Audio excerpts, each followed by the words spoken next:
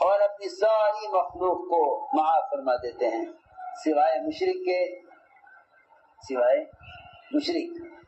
اور ایک وہ شخص، غور سے سننا، ایک وہ شخص جو لوگوں کے درمیان عداوت اور دشمنی پیدا کرنے کی کوشش میں لگا ہوا ہو، اس کی اس رات میں مغفرت نہیں، انتہائی محروم ہے وہ شخص۔ اتنا جرم کافی ہے کہ آپ لوگوں کے درمیان صلح نہ کرائیں، لیکن لوگوں کے درمیان لڑائی کرانا یہ اتنا بڑا جرم ہے کہ اس رات میں جب کہ مغفرت کی کا عام اعلان ہوتا ہے، اس رات میں اللہ تعالیٰ اس کی مغفرت بھی نہیں کرتے۔